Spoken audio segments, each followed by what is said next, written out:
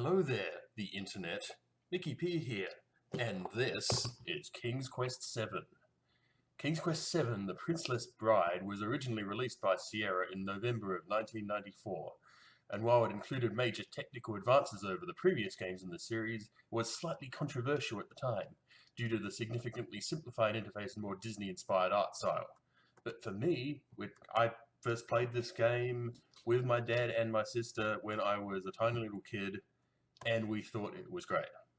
It's like so many different beautiful, diverse worlds and the plot line and everything, and it had voice acting, which probably one of the first adventure games I'd played with full voice acting, and yeah, we were just blown away. And that was like more than 20 years ago, and this is an original sealed copy of the version 2 enhanced for Windows 95 release, which is a bit different because the original had a more sort of cartoony style cover, and this one is, well, I guess it's kind of more serious looking on the cover. Anyway, let's have a look at the box. Yeah, standard sort of thing. Quotes from Computer Gaming World said it was a visual marvel from beginning to end. And Matt plunged headlong into a land of danger and discovery. And of course, back in those days, you could actually have a picture of the game designer on the back of the box. Never see that these days. Even Hideo Kojima just gets his name, and Metal Gear Solid 5, he didn't even get that. Thanks a lot, Konami. Yeah, Windows 95 really shows you how old this thing is. And if we want to see more about things that will show my age, look at these system requirements. Minimum MS-DOS 5 or Windows 3.1. Sound Blaster and 100% compatibles. This kind of thing just takes me back. But anyway, it's not much fun or sealed up, so if my autofocus fixes. Alright, now that my autofocus has fixed itself, let's commit the absolutely, in some circles, totally sacrilegious act of unboxing this totally sealed King's Quest VII. And it's not that uncommon to find sealed copies of this game on eBay, so I don't feel that guilty. But let's open it up and see what you would have seen if you'd bought this game brand new in, I guess this release would have been 1995. Get this shrink wrap off. Oh. Give me a moment here. As you can see, I'm totally prepared for doing this. There we go. Wow. Yeah, 20 years on,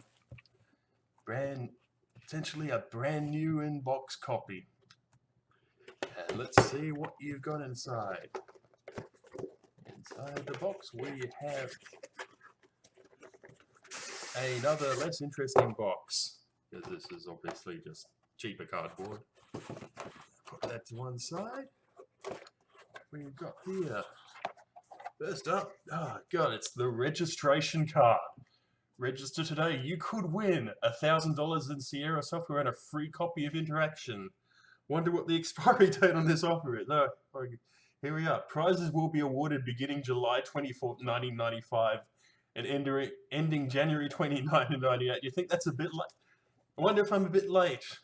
Wow, if I register, I get important upgrade information, 90 days free technical support, free web and online support. Wow, the web existed then, but on the World Wide Web, America Online and CompuServe on AOL use keyword Sierra. Oh my god, the nostalgia of it all. Yeah. Registration cards. You don't see these in games these days, possibly because no one in the history of the world has ever filled out one of these. What do we have here? So you want to go adventuring. Attention, hints, puzzle solutions and strategies inside. I remember this. This is kind of a mini walkthrough of the very start of the game, just in case you got stuck and needed some pointers, although with King's Quest VII, it's not exactly the most difficult Sierra game ever made, so kind of question the utility of something like this. Wrapping it up. Yeah, read this first. Need help getting welcome to, yeah. Explaining what the difference between a mouse cursor and the mouse cursor when you can't click things. Click on objects that make the wand sparkle. I remember this. It was, yeah, so the way the mouse cursor worked in this game is it's this little magic wand, and when you're over something, it gives something, it sparkles. And it's this cute little animation, and yeah. That's what we got. We've got the King's Quest VII. The following new features will make King's Quest VII more magical than ever. Stop one being MS-DOS support. Yeah, I think, if I remember correctly, this game originally only ran through Windows 3.1, which was a bit glitchy because graphics and sound in Windows 3.1 is a bit limited. So a lot of people wanted to run it through DOS to get better performance, but that wasn't added until a later release. Oh my god. What do we got here? Save $10 on Mask of Eternity. So I guess this must have been a fairly later release if they're promoting the infamous Mask of Eternity. Yeah, look for it in fall 1997. So yeah, if you really wanted to save $10 on Mask of Eternity, you'd be buying it and then wishing even with the saving of $10, you would have wished you hadn't bought it at all. That game was just such a disappointment.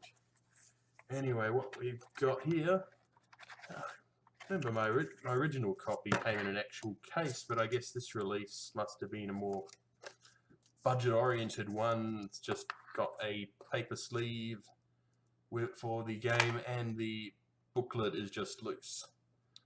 And even though this games did come with manuals back then, how to install the game in Windows, how to play, full credits. Of course, with this sort of game, there wasn't much to put in the manual because it wasn't ever a particularly complicated game in terms of interface. But yeah, and disc itself, CD-ROM, super useful, especially since my current computer doesn't even have a CD drive. But of course, that's not why I bought this, because if I really want to play it, I've got it on Steam and GOG and all of that. But yeah, King's Quest VII, original box unboxing, and even though this was clearly a later re-release, the amount of stuff you get in a game box, like manuals, getting started guides, registration cards, technical tips cards, and now you just get nothing, and it's a tiny little DVD case, and no one even buys PC games in boxes anymore anyway.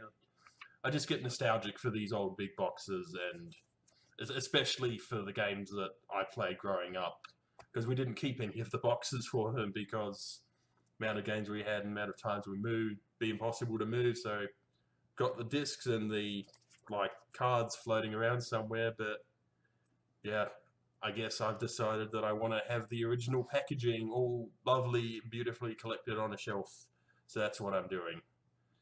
Anyway, I hope you enjoyed this little journey through nostalgic PC game packaging, and I'll probably see you again soon if my eBay package gets here on time, King's Quest VI, and maybe I'll just be moving backwards through the series the way I'm going. Anyway, thanks for watching.